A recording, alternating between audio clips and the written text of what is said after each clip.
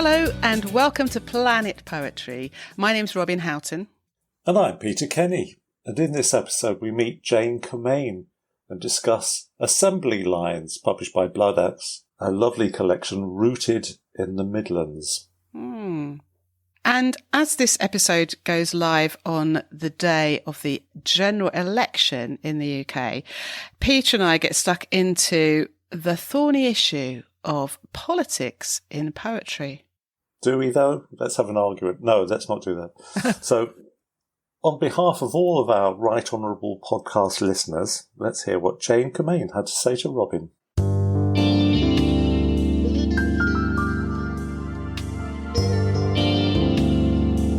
Jane Commane is director and editor at Nine Arches Press, co-editor of Under the Radar magazine, and co-author with Joe Bell of How to Be a Poet.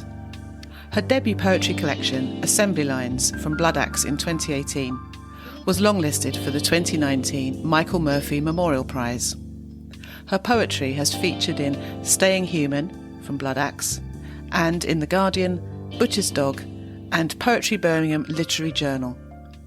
She is a Writing West Midlands Room 204 writer, and in 2017 was awarded a Jerwood Compton Poetry Fellowship. Jane, welcome to Planet Poetry. Wonderful to have you here. Oh, thank you, Robin. It's a joy. We're going to be talking about your collection, Assembly Lines, which actually came out in 2018, didn't it? So I'll be asking you later on about, what else you're working on now. But you're also known to listeners, I'm sure, as editor at Nine Arches Press and the magazine Under the Radar. So we'll talk a little bit about that as well. I just felt that Assembly Lines, it was a wide-ranging book, densely written, as what I've written down here. You cover a lot of topics, and I guess it was written in that period immediately after the Brexit referendum. Is that right? Does that inform your subject matter, do you think?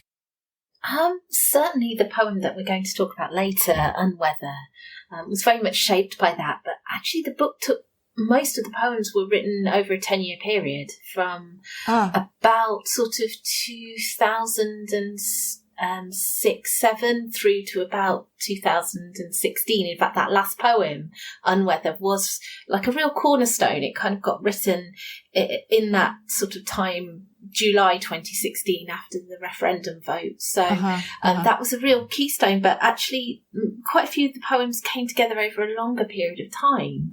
And I suppose that's not surprising. As a first collection, quite often it is a pulling together of quite a lot of work over a period of time, isn't it?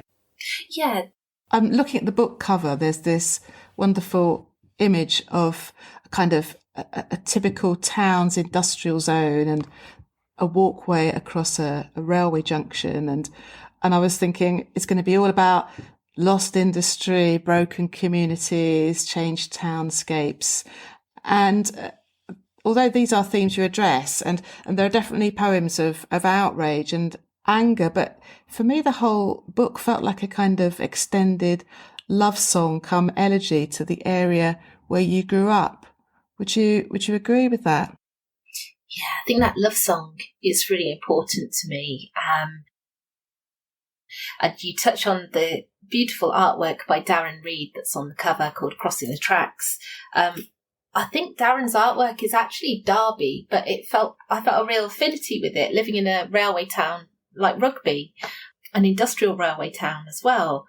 And for me, part of the reason I started writing was that I just didn't see much literature when I was younger, and certainly not much poetry that talked about Midlands, industrial places, semi-industrial, semi-rural, the edgelands, if you like.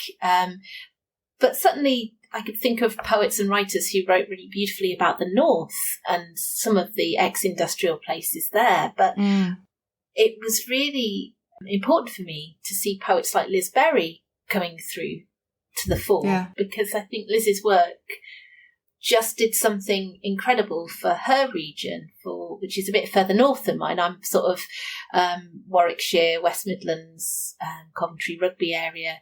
And as a Midlander, you know the kind of texture of all of those different places, and they're the things that differentiate them, the things they may have in common as well. But that love song was actually really important. I have a real sense of loyalty to place, but I didn't want to write anything either rose-tinted or massively critical. I wanted to write something that was a careful eye on the places that have been a big part of my life, really. I wonder if, as an introduction to the collection, you could read the poem Fabrikgeist, please. Yes, of course.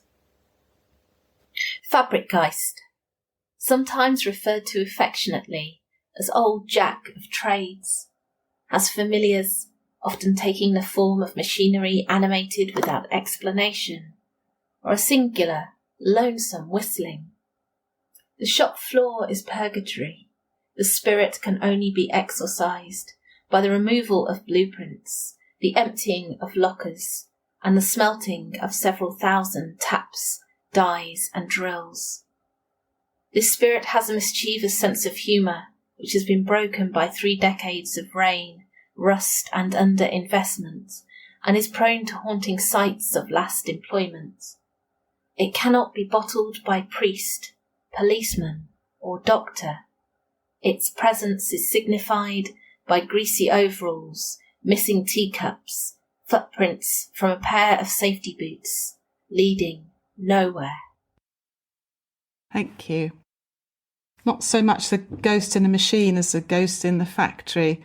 I like this evocation of the factory as a kind of Mary Celeste, haunted by a former worker with all its machinery intact, and this genie that can't be put back into the bottle. It cannot be bottled by priest, policeman or doctor.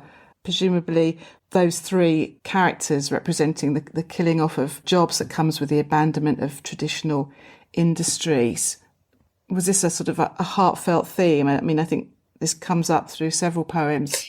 Yes, I think partly because in the sort of mid-2000s, the landscape was really changing at quite a rapid pace. And I think certainly when I was younger and when I was a student, and particularly when I was an art student in around 2001, 2002, I really loved going and photographing some of the places that were vanishing. It was really important to me to go around and photograph some of the factories that were being pulled down and some of the old industrial sites that were quickly vanishing. And what happened is a lot of those places then became kind of really big, modern, either retail parks or distribution parks. So there was this rapid kind of change in the economy happening right in front of our eyes, and a change in the landscape as well, change in the way that people work and the kind of jobs that they would do. And I wanted to kind of document that because I felt that it was a big shift. So partly I would document it in photography when I was younger, and when I was a little bit older and became a poet, that it was through my writing very much. I wanted to kind of capture that. So the Fabrikgeist is the sort of spirit of those places. And what's often odd about those kind of disused factories and disused places is that often it does look like somebody just clocked out of their last shift, and, you know, their workbench and their safety boots and their overalls are still kind of hanging up on a rusty hook, you know, at the end of a factory somewhere. And I've been like that for 10 or 15 years while a building waits to be demolished. And that kind of sense of abandonment I found often quite profoundly moving and interesting. And when you think about, as my own family did, people spending their entire lives inside factories for 40 years or more, and often the lack of daylight, the lack of the things that we take for granted quite often if we don't work indoors in a factory, and the structure of that life. You know, I wanted to kind of document it again without being nostalgic, without being rose-tinted. Yeah. But I felt it was important that those things went down in words somewhere. Yes, yes. You're from Coventry originally, aren't you? Are you still there, or are you living somewhere else now? I live in Rugby, and I've lived in Rugby for most of my life. So I was born in Coventry, and I've spent most of my childhood and most of my adult life very nearby, but in Rugby, in Warwickshire. I think because the Midlands, it's made up of lots of towns and cities that I feel that I've tended to be kind of peripatetic a little bit around, really. Coventry, Rugby, Warwickshire, the wider West Midlands. I do a fair bit, you know, in Birmingham as well from time to time. So I think we do kind of feel like a West Midlander, really, in lots of ways. Which kind of leads us on to the next poem that I thought you might read, which is Midlands Kids. Thank you, Robin. Midlands kids. We were raised in cars, grew up on the back seats of the long-gone marks of British manufacturing, Morris, Austins and Talbots, slightly crap, even new, third and fourth hand, pock-marked, and in summer distinguished by the waft of hot leverette, the oil-black tang of 4-star fumes, and the rust-red frothing of a haddock head gasket that had sent a radiator broiling over. Those people we once thought to be then, misplaced down the gap in the back seat, but so ingeniously folded forward, or left tucked like secrets in chrome pop-out passenger ashtrays. Just as each promised holiday and magical mystery tour silvered in the wing mirrors, momentarily, before vanishing far out on the hot horizon, like the car plants, company overalls, jobs for life, the legendary square steering wheel of a paint shop fresh Allegro. Thank you. That is great fun. Did it really have a square steering wheel, that Allegro? Yeah, it was a bit of a kind of legendary thing which sort of found its way into the poem, because I was sort of trying to write about the cars that our parents had when we were growing up. And my family did work in the car industry, 2 generations of a family who'd been engineers or worked on shop floors of car factories or different types of factories in Coventry and the wider West Midlands. So I was particularly sort of intrigued to try and get that into a poem somewhere.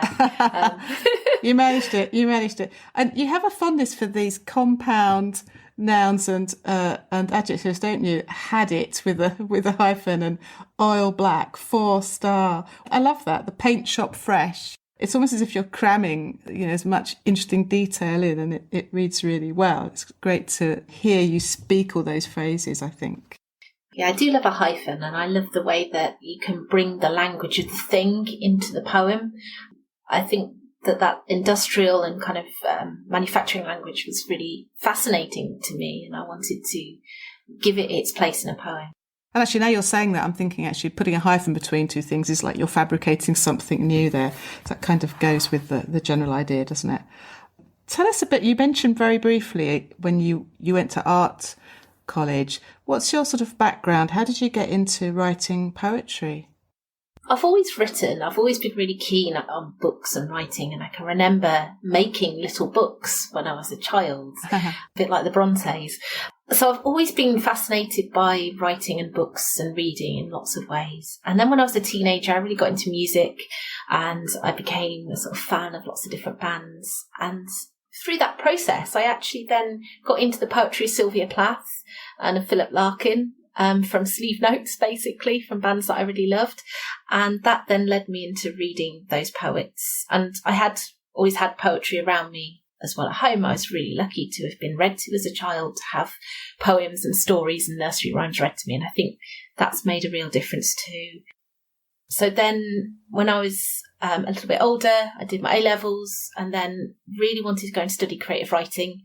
Didn't get the course I wanted and felt gutted, so went and did art foundation for a year instead, which actually has served me really well as well, and it's something I'm really glad I did.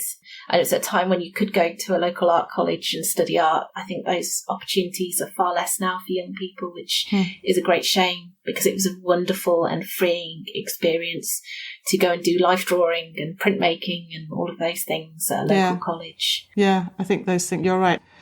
I like that idea of making little books, I still do that now, actually, little books. Now, you said this is very much a love song in a way, or at least you want to portray this area in a sympathetic way. So I wondered if you might read this poem, How the Town Lost Its Song, please. How the Town Lost Its Song. 1. What is to be sung now?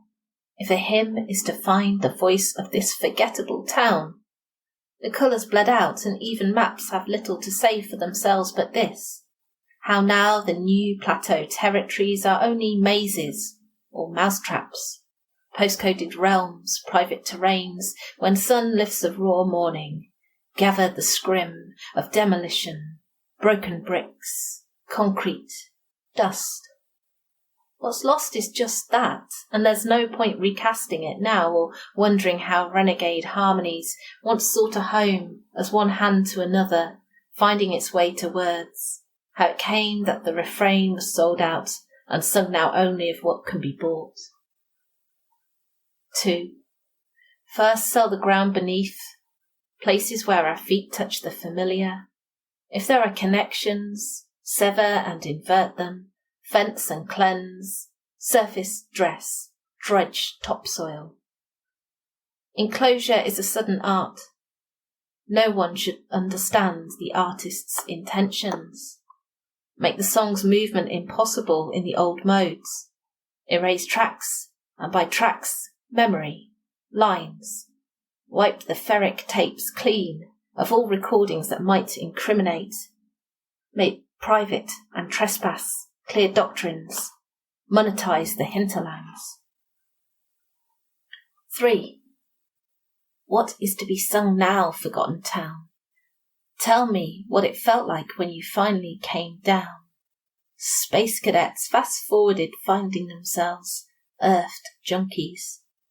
While you were away, men in high-vis yellow took down the miraculous sunset over the turbine works and whitewashed out the space-age squall of monitor feedback, told us all in the local paper to dream small and think a lot less. Hoping for better only makes hometown life restive, alcohol-tinged. We miss your visions, but the shelves of the pharmacy armory are empty. Forgettable town, the final analogue coda has long faded out from the speakers. We live our lives in mono. I like the way you talk about the lines, the erase tracks, and by tracks, memory lines. So we're thinking of lines that are spoken, lines, assembly lines, and train tracks. Really evocative. One of the influences was, you got into bands and local music. And do you want to say any more about that? Because that does crop up quite a bit. Yes, I think song music, the idea of music particularly, was really important to me growing up. And it kind of led me to poetry in lots of ways, or led me back to poetry rather, at a point when I was a teenager.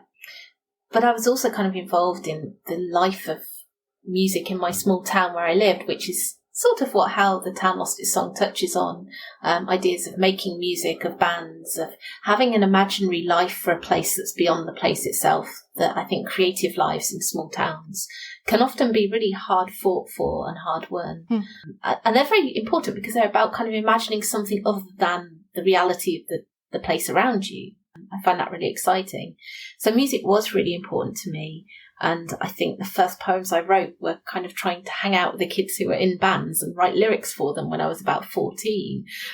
As it turned out, I wasn't very musical and I'd have loved to have been in a band, but really wasn't any good at any of those things. So writing the words became a really good way of being involved, but then that sort of diverged into writing my own words and keeping them and them becoming poems. So, and I love the idea of poems. They are doing something different to what I think song lyrics and songs are doing. Mm-hmm. But I think that elegy, that idea of song, of elegy, of breathing things into life through music is really important. And actually I often write with music in the background as well. I find that really useful. Oh, do you? Oh gosh, that's interesting. But I know what you mean about songs. For me, it was Al Stewart and Steely Dan and those sorts of strange lyrics. Now, I wonder if I could ask you about this poem On Discovery, which feels like a kind of standalone piece. And I thought you might tell us a bit about this, how it came into being. Yes, this poem was a commission, and I really love getting commissions because as a poet, they take you into a different space. They give you a challenge. They create the opportunity for you to write something that you wouldn't normally write or to do some research in something. This was commissioned by Warple Press by Peter Carpenter for a project with Michael McKim at the Geological Society, who's also a poet. Mm-hmm. It was for William Smith and his 1815 geological map. It was basically the first time in which the geology of the British Isles had really actually been documented. And William Smith was such an interesting character because he wasn't from a wealthy background, he wasn't from a highly educated background, but he had become highly educated and had, because of his background, was sort of taken advantage of by those who sort of then stole basically what he did. He was plagiarised and ended up in debtor's prison, and, you know, he had a very difficult time really, but also a very interesting narrative arc. Obviously now is recognised for the work he did, but it's also about sort of a new way of seeing a country, a nation, for its geology and thinking about what this meant perhaps. And I found he had a relatively local connection through Northampton. He's actually buried in the church in Northampton, so that was also a really good thing for me as a poet, to kind of make that connection literally through the geology of place to William Smith. On discovery, for William Smith and his 1815 geological map. 1. What is any place built upon but accumulated silt and memory?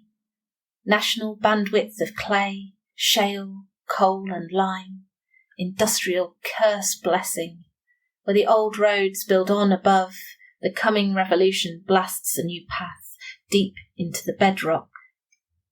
2. The earth's own book of revelations, the stone flora of ancient sea shallows, awakening dormant topographic tides in cutting and quarry, opening a vein to spill the riches of the long dead, echinoid palmstone, ammonite spiral scratch, crinoid sea lily, branching to a bloom at the very second of demise. 3. Above all, the high tea strata upon English lawns, a layer cake of manners, snobbery and new ideas, the naming, schooling, placing of who's who, the post assigned you must not rise above. The trick is to push on regardless, anticline, a troublesome kink in the rock structure. 4. Of those who plagiarise, mock mavens, graft thieves, who heft your ideas as their own, redraw your maps, recolour and ink the loam with borrowed genius, profit from your leaps of faith, but tip no hat to you, William. Know that not one of their names matters now. The stones and maps know properly of yours, the debt and the loan, the outstanding credit. 5. Back to the earth. Below a ring of 8 bells at St. Peter's, a church stood first in wood, then in stone, and later stone again, iron and limestone weathering Northamptonshire, sun and rain. The question of perspective remains. Under pressure, how knowledge like sediment accumulates. In daring and taking of a new vantage, a cut through, the ground on which we stand and stand on still. You drew in rugged spectrum the whole isle anew. It's a lovely last couple of lines there. And although you said the poem was a commission, it sits very well with the rest of the collection in that it still resonates with this idea of the strata of the earth and the layers of society as well, and how, you know, what's hidden, what's been brought up. Thanks, Robin. Now, many of us know you as the editor at 9 Arches Press. You must have read thousands of poems over the years. I've heard magazine editors say that the general quality of submissions has kind of improved and is always improving. I mean, would you agree with that? And also, what does it feel like when you do actually pick something up and think, oh, hang on a minute, this is quite good? Yeah, that's a really good question. And I do think, particularly since the pandemic, there's been a real increase in the quality of the work, and that's actually made my job, delightfully harder, in a good way, because the quality is noticeably higher. And whereas before, you'd probably have a good 10 or 20% maybe that you take forward, you've now got kind of 30% that are really good, that are really strong. Mm. And even in the ones that are in sort of the maybe pile are noticeably better written, better crafted, more thoughtful, more engaged. So I think that's definitely true. That's definitely true. And it's a good place to be, actually. And when you do come across something that sort of stops you in your tracks, the effect for me is sort of stepping back and thinking, wow, that has left me with something to think about, or that poem has changed something for me. Particularly because you're reading so much, it's the things that really stick with you, where you can see that the writer has trusted their own voice to bring something clearly to you, or they've really engaged beautifully with the imaginative skills to create a metaphor or simile or an idea, or to use images or to use language in a particular way that just leaves you with something you can't quite shake, and it makes you want to go back and read. And I think, if you can read that many poems and still find that there is a couple of poems in this submission for a magazine or in a collection where you just really want to go back and read the whole collection again, that's a real surefire sign for me that the poet is just doing something really at that higher level. That's good to know that that still does happen, because otherwise would be a pretty unenviable job, wouldn't it? And if you didn't have the occasional nice surprise. Is there anything you're proudest about, either as your editorship or as a publisher with Nine Arches? Is there anything that sticks in your mind as like, yeah, that was a big moment? Oh, there's been lots, and I'm always really proud of, those moments when, our poets have achieved brilliant things for them. Having a shortlisting for a prize is always a wonderful thing. But actually also the moments that aren't necessarily always the big moments, but are about kind of seeing wonderful performances at events. I saw Roy McFarlane performing recently at Verve, and just to see the work he's producing now. So almost, I kind of feel like the most exciting things are the things to come that I know that our writers are working on. That for me makes me really proud, because I'm just so happy for them. Yeah, lovely. Roy McFarlane is fantastic, isn't he? He was a guest on here just recently.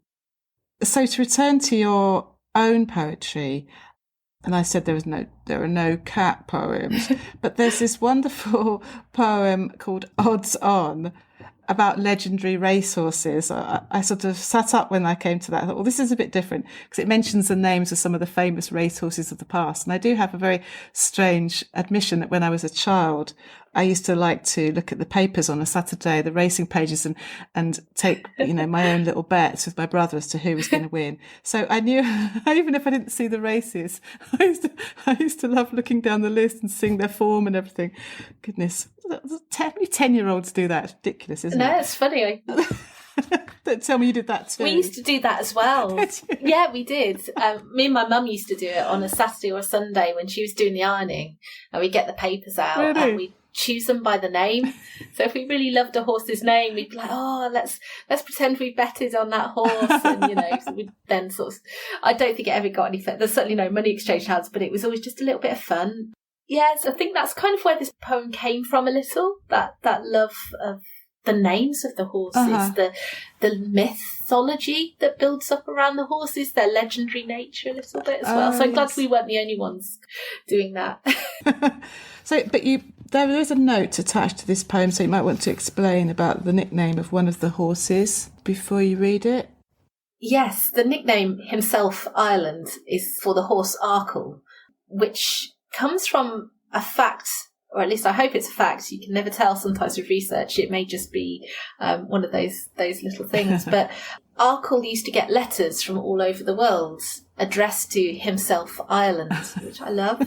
I love the idea that a horse gets letters, and that there was another thing which may be apocryphal, that he was given Guinness twice a day. There's a lot about kind of polo mints, Guinness, various things with racehorses. Odds On. Where do the racehorses sleep?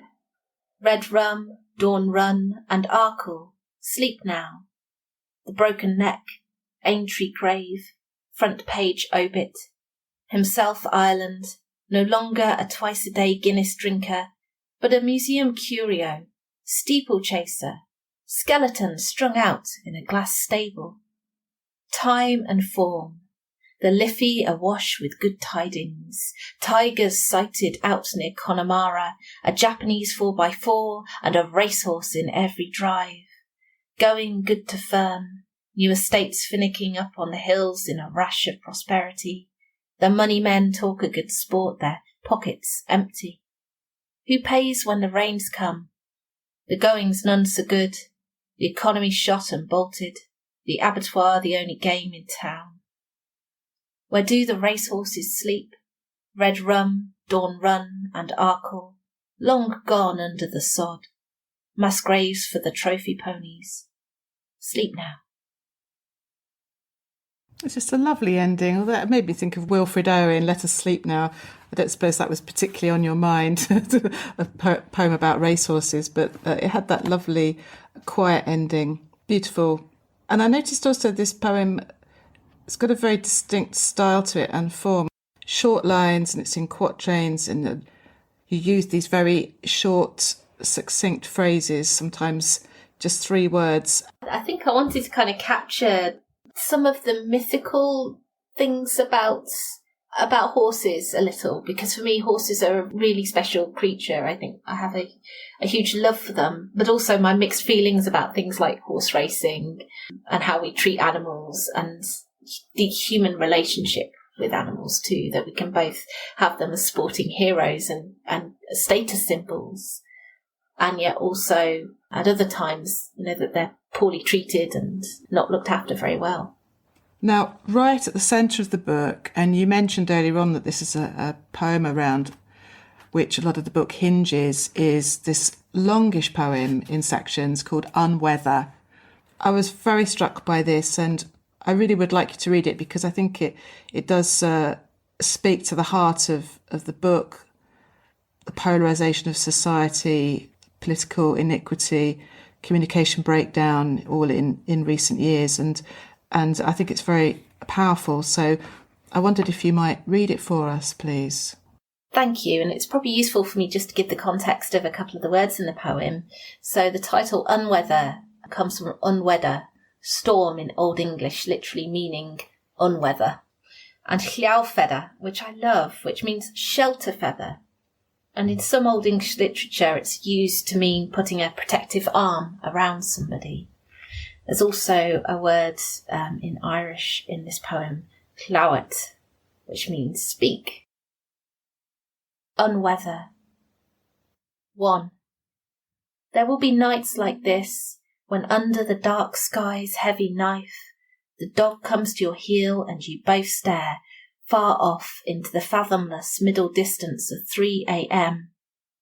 And there will be mornings like this too, when dread moves in you like botulism, as the little island tilts on its foundations, threatens to tip you and the seasick dog loose, alone together on the burning edge, as longshore drift carries the crumbling biscuit nation off to sea, and you'll have nothing left but the words of an old song on your lips, the bones of a last meal to pick through, the ashes, ashes everywhere.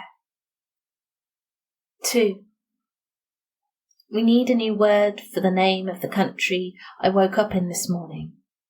We need a new word for the theft of something indefinable but definitely lifted.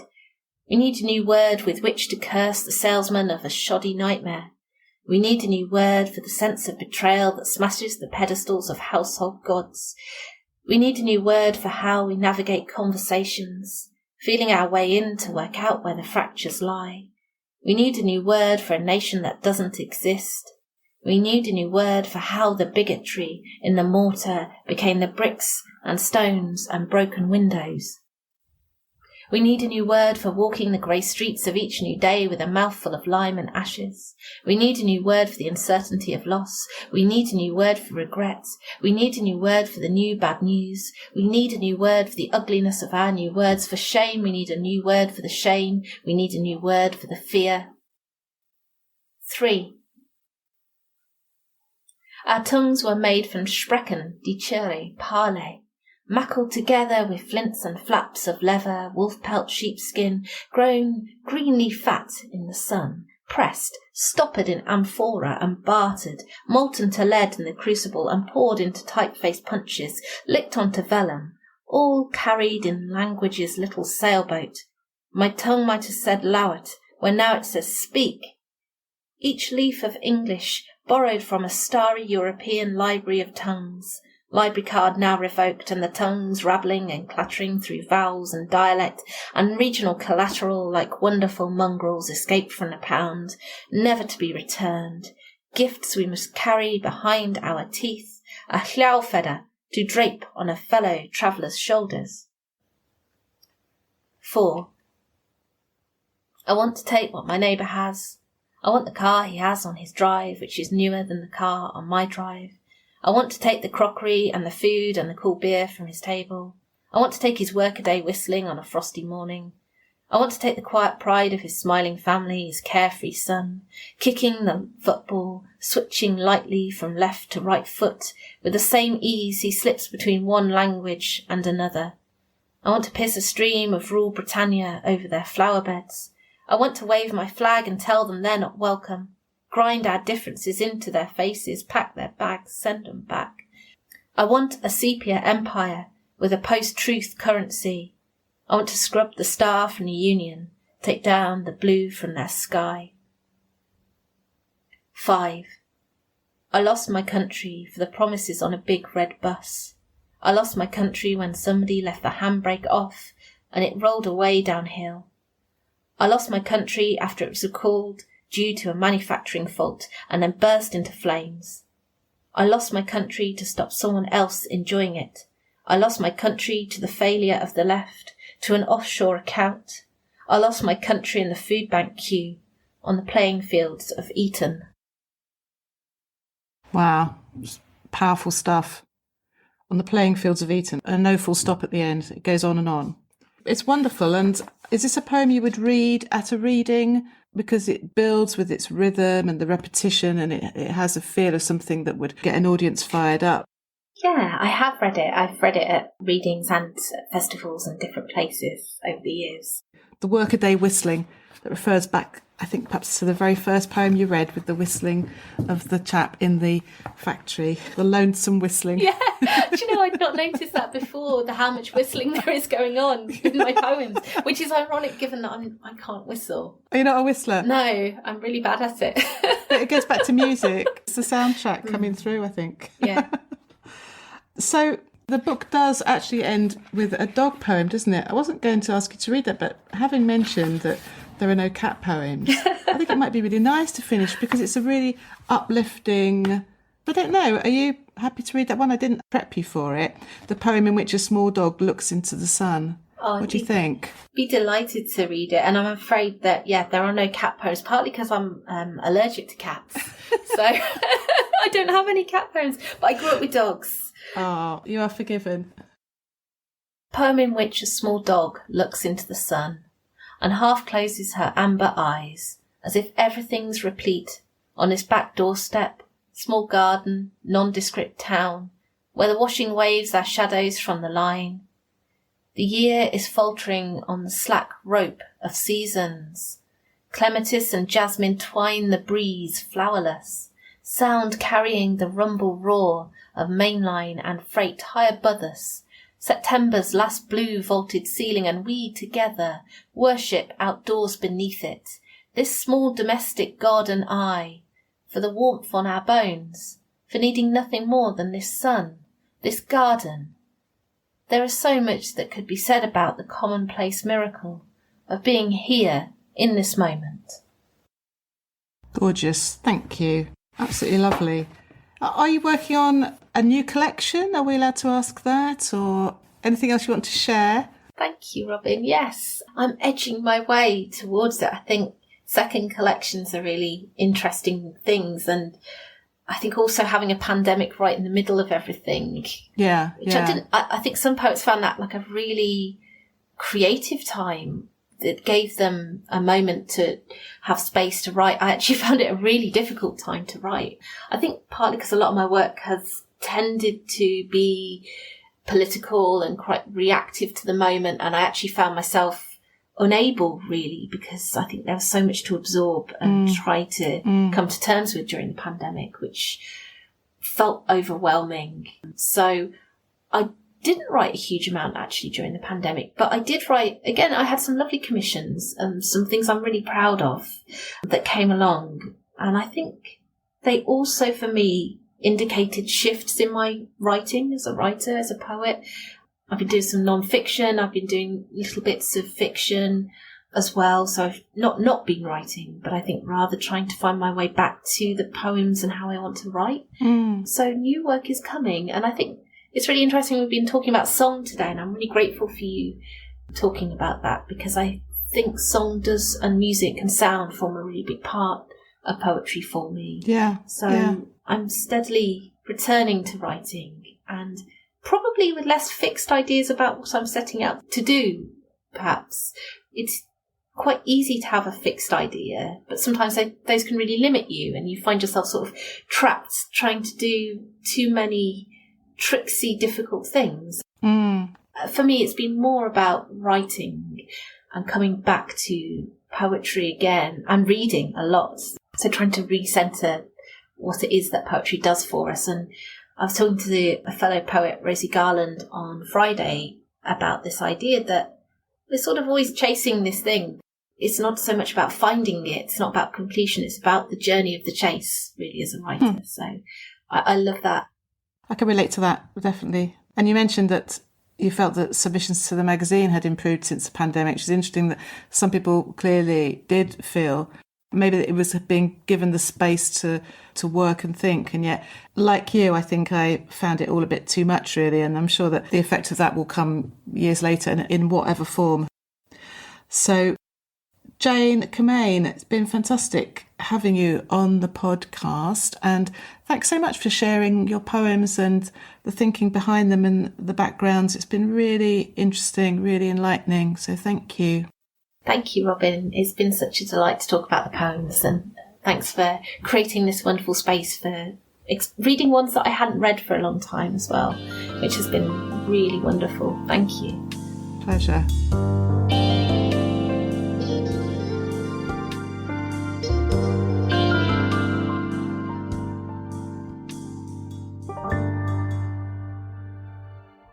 So while I was listening to you chatting with Jane, I really enjoyed that conversation, actually, and her poetry very much.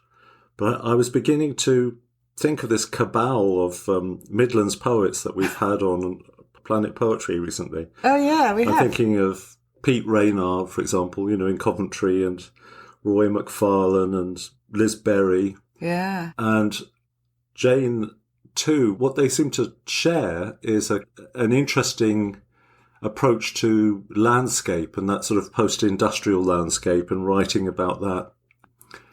I found Jane's work to be quite objective almost. It was making me think, slightly ridiculously, of this idea about T.S. Eliot, about the idea of the invisible poet, in the way that she's describing things, but there's not an enormous sense of her own reaction to it inside the poem.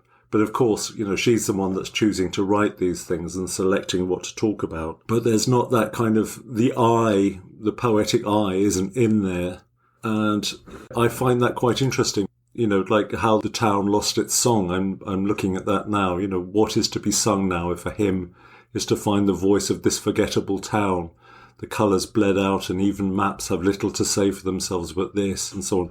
It's choosing not to put an eye in there and say, this is how I feel about this particular landscape. It's subtle, isn't it? It's nuanced. Harking back to our pre-confessional poetry in a way. Once Sylvia Plath and others kind of started really spilling their guts, and that has become a real dominant strain in a lot of work that people have really enjoyed in the subsequent decades. And this is kind of standing apart, coolly looking at landscapes and people's lives from a kind of almost a bird's eye view. I find that really interesting. I know what you mean. It's not confessional, and isn't it funny that we think that's different and unusual not to be? Yeah. But she's very much in there, isn't she? But as you say, it's what she chooses to cleverly work into her poems. We might be reading a description of a factory, but I like the way her landscapes are actually of people, even though it's not in evidence. You quoted how the town lost its song. What's to be sung now if a hymn is to find the voice of this forgettable town? Just the way it starts, it has a sound of something being read from the pulpit or something quite sort of declaratory. I quite like that. It's got a bit of gravitas. Yeah. Midland's Kids, for example, that the poem with the square steering wheel of a paint shop fresh Allegro.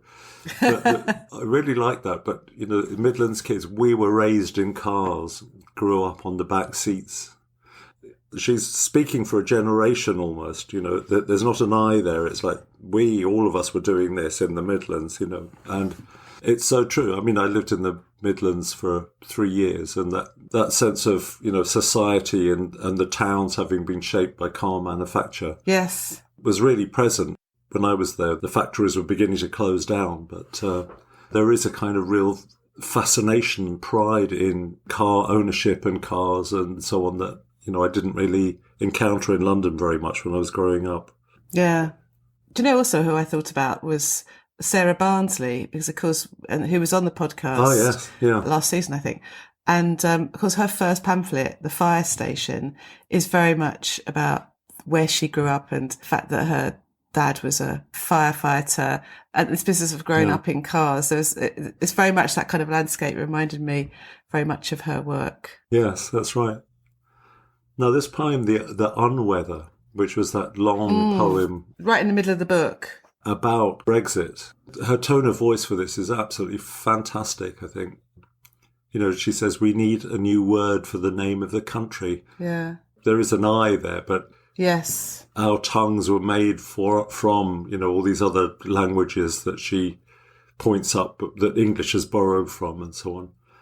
She captures a collective intake of breath and of like, oh my God, what's happened? I really, really admire this very strongly. It's like a little mini novel, isn't it? 'Cause it's in 5 parts, and looking at it again, you're right, it starts with this waking up and finding out, what's happened in almost quite a sort of dry way, like reading it in the paper or hearing it on the radio. Then we move into we need a new word. And then it's our tongues. It's all about us. And then the last 2 stanzas is I want to take what my neighbour has. So then this is the other I. And then there's the I lost my country. So you've got the Brexiter, and then the Remainer, I suppose, sort of. Her personal response. Yeah. Yes. Yeah. So it moves through these stages, almost like the stages of grief. And it's very, very cleverly constructed. And I like the way that using repetition. And so I said to her, do you read this often? Because it felt like a performance piece. This is where performance poetry meets page poetry. I think it's a piece like this where there's so much to it, either whether you're reading it or you're listening to it. And that I found very compelling.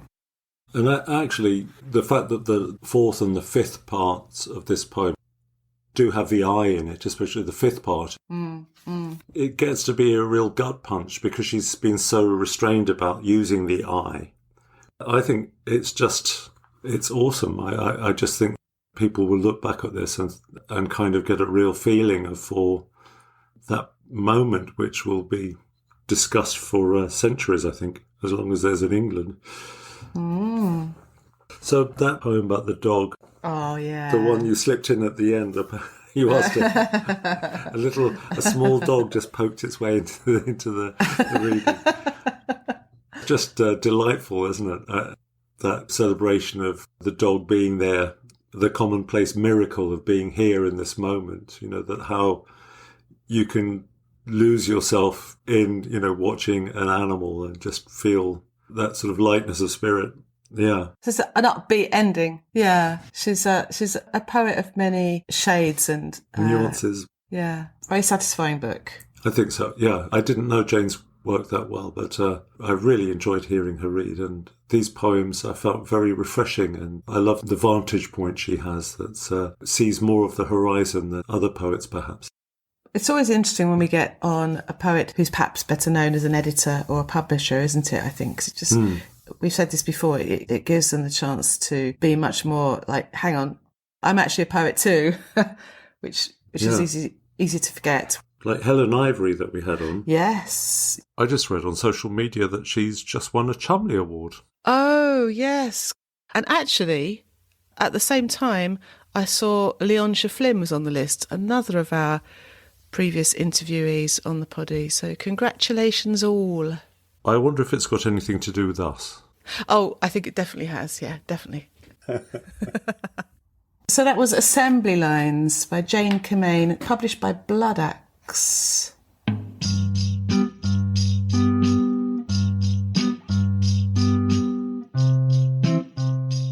Now here's a spot where we talk a bit about what we've been reading. And Peter, I think you're going to introduce us to a poet that certainly is new to me. New to me too. Jameson Fitzpatrick. The thing is that the podcast should be going live on the day of the general election in the UK. A major turning point perhaps in our country's history. It's a year when such an enormous portion of the population of the globe is going to the polls. For example, the US and India and France and so on. Yeah. And it's kind of a bit of a worrying time in terms of what's going on, maybe. Yeah. But anyway, when it comes to poetry and politics, I'm always a bit suspicious of political poems. My suspicion is always because the people writing them know what they think. So you're not really party to a process of discovery, or they're telling you something they think they know and that you should know. So quite often I find political poetry difficult when it's so blatant. Do you mean as opposed to a poem that makes you think and maybe see something a bit differently? Well, I think my analogy is, because of working in advertising, is always of a funnel. And when you create an advert, you can be as creative as you like, but what you want to do is funnel people down to the decision that they must go out and buy, a pint of Guinness or something. Yeah. And I always think of, something like a poem as being, you turn the funnel around the other way, that there's this kind of literature which makes you think and, expand out, thinking of different interpretations and stimulates new thoughts. And what I find about political poems is they've got designs on you. They want to persuade you or make you realise the error of your ways somehow.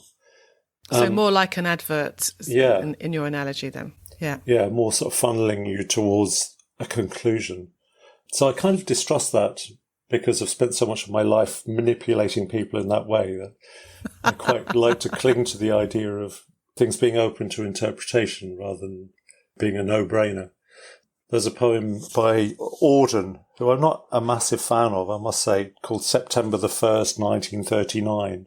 He's sitting in a bar in New York not long before the Second World War kicks off in Europe. And he's just sort of brooding on, I sit in one of the dives on 52nd Street, uncertain and afraid, as the clever hopes expire of a low, dishonest decade.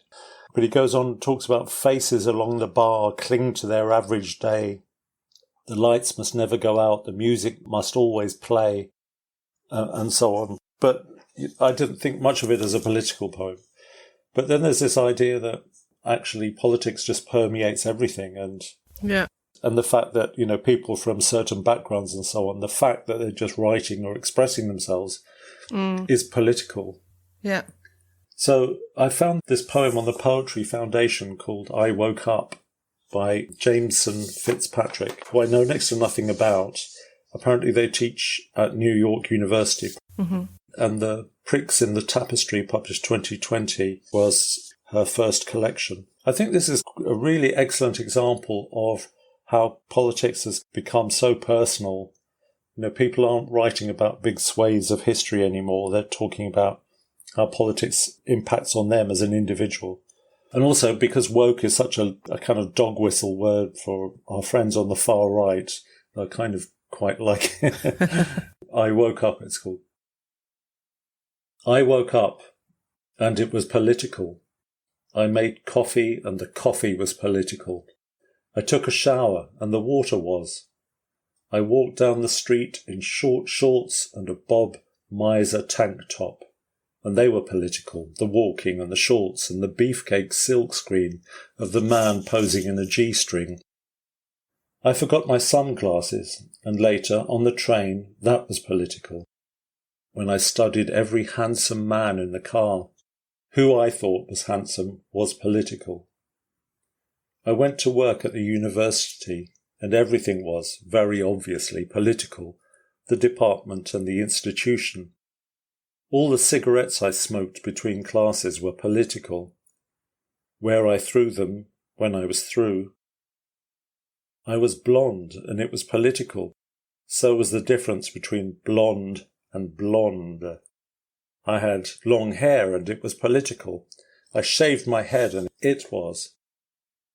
That I didn't know how to grieve when another person was killed in America was political, and it was political when America killed another person. Who they were, and what colour and gender, and who I am in relation. I couldn't think about it for too long without feeling a helplessness like childhood. I was a child, and it was political, being a boy who was bad at it. I couldn't catch, and so the ball became political. My mother read to me almost every night, and the conditions that enabled her to do so were political. That my father's money was new was political. That it was proving something. Someone called me a faggot, and it was political. I called myself a faggot, and it was political. How difficult my life felt relative to how difficult it was political. I thought I could become a writer, and it was political, that I could imagine it. I thought I was not a political poet, and still my imagination was political. It had been, this whole time I was asleep. So that was published in the American journal Poetry in January 2017. So, for me, it's you hear the punchline, everything is political, and then it's like, where do you go from there? Yes, of course. Doesn't everyone know that already? I imagine very punchy when read out. Possibly it's about the person that's writing it. You know, their very act of being is a political act. But in terms of extending my horizons, not so much for me. So if that poem were read by someone, you just read it, does that somehow change the poem being read by someone who didn't write it? Is reading a poem a bit like performing a piece of music? Does the reader insert themselves into the poem and thereby perhaps change maybe change the meaning of it for listeners? Well, yeah, I think so. For example, Shakespeare plays that are cast in a particular way. Yeah. There's a politics and a kind of artistic choice in that. Sorry, I don't mean to sound negative about the poem, but it gets across the point that just being alive is, political. Okay, that's a point well made, but it doesn't really take me to any other place that I didn't know about or... Yes, maybe. Other than the fact that if you were to hear the poet reading it live, it would be loaded with more attributes and more points that might take you somewhere else, seeing the poet or hearing the poet read it, I suppose. So maybe sometimes the poem needs to be read by the poet for it to work. Yeah. I don't know. That's a sort of authenticity argument, isn't it? That for it to be fully authentic, it really needs to be voiced by the person, when it's so specific to their own lives. And maybe that is a specific class of poem. It doesn't make it any less of a work of art. Yeah. It doesn't really float my boat, really. I did go through a phase of, in the 80s, writing about the dole and politics and trying not to be too explicit about it, but, more the effect of poverty on people. It was a genre, wasn't it? I mean, particularly in the 60s, there were protest movements and poets packed the Albert Hall. Yeah. Adrian Mitchell was one I always remember from that sort of era. Ginsberg, yeah. But when I think of Adrian Mitchell's, the famous To Whom It May Concern, it's still powerful now, but it's not about him, but he is telling us something or wants us to think something. Shall I read that? Yeah. Let's have a go. To Whom It May Concern. I was run over by the truth one day. Ever since the accident, I've walked this way. So stick my legs in plaster. Tell me lies about Vietnam. Heard the alarm clock screaming with pain. Couldn't find myself, so I went back to sleep again. So fill my ears with silver. Stick my legs in plaster. Tell me lies about Vietnam. Every time I shut my eyes, all I see is flames. made a marble phone book and I carved out all the names. So coat my eyes with butter, fill my ears with silver, stick my legs in plaster, tell me lies about Vietnam. I smell something burning, hope it's just my brains. They're only dropping peppermints and daisy chains, so stuff my nose with garlic, coat my eyes with butter, fill my ears with silver, stick my legs in plaster, tell me lies about Vietnam. Where were you at the time of the crime? Down by the cenotaph, drinking slime. So chain my tongue with whiskey, stuff my nose with garlic, coat my eyes with butter, fill my ears with silver, stick my legs in plaster, tell me lies about Vietnam. You put your bombers in, you put your conscience out. You take the human being and you twist it all about. So scrub my skin with women, chain my tongue with whiskey, stuff my nose with garlic, coat my eyes with butter, fill my ears with silver, stick my legs in plaster, tell me lies about Vietnam. Adrian Mitchell, he couldn't leave it alone, and every now and again he would write a new version of the final verse of that poem to fit with the current atrocities and warmongering around the world. So there are later versions of it that reference all kind of other British politicians. The repetition is so powerful, isn't it? We found that in Jane's poem, Unweather. We found that in the poem that you just read for us. Definitely. It almost harks to the repetition that's so often used in political speeches themselves, that sort of rule of three of education, education, education. Yeah, slogans. We're back to advertising, aren't we, in that sense as well? The idea of something punchy and memorable. It's almost about truth and lies rather than politics, isn't it? Politics is very much entrenched in truth and lies, though, is it not? Certainly at the moment, yeah. Shall we follow that with just something a bit more uplifting and... Oh, God, yes. Can we please still believe in humanity? I was reading a book by American poet Danusha Lamaris. I don't know if you've come across her, but No, I haven't. She's written 3 books, I think, and this was her most recent one called Bonfire Opera.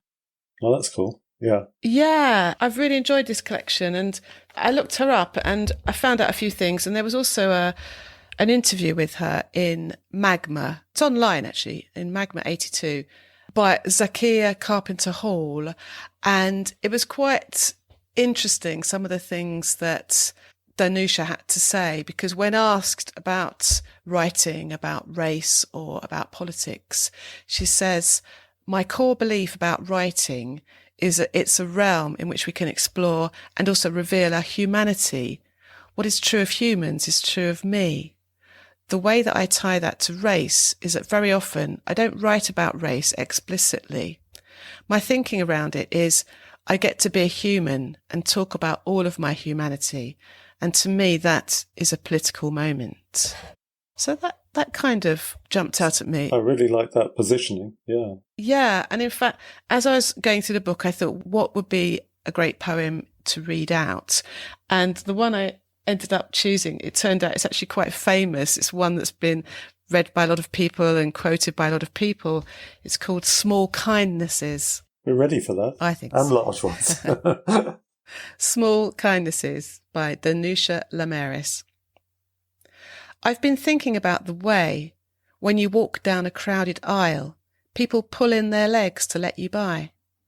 Or how strangers still say, bless you, when someone sneezes. A leftover from the bubonic plague. Don't die, we're saying. And sometimes when you spill lemons from your grocery bag, someone else will help you pick them up. Mostly, we don't want to harm each other. We want to be handed our cup of coffee hot and to say thank you to the person handing it, to smile at them, and for them to smile back. For the waitress to call us honey when she sets down the bowl of clam chowder, and for the driver in the red pickup truck to let us pass. We have so little of each other now, so far from tribe and fire, only these brief moments of exchange. What if they are the true dwelling of the holy, these fleeting temples we make together when we say, Here, have my seat. Go ahead, you first. I like your hat. That's really quite lovely, isn't it? It is, isn't it? It's really quite touching with all the mess that we're swilling around in the world. I got a bit of a flashback in that of being standing on the Long Island Railway, heading into New York, and the ticket collector, a very smart-looking lady, came up and called me honey, which Oh, and I just thought that's so nice. I don't think I've been called honey before like that. It's the English accent that did it, I think. yes, I've definitely had that. I remember once struggling in a all-you-can-eat buffet in Las Vegas and just asking for a glass of water or something. And the more I said water, she kind of looked at me like I was speaking French or something. And she just said, in the end, she just said, "Where are you from, honey?" She's like, easy just to point, I think. Say what it is you want.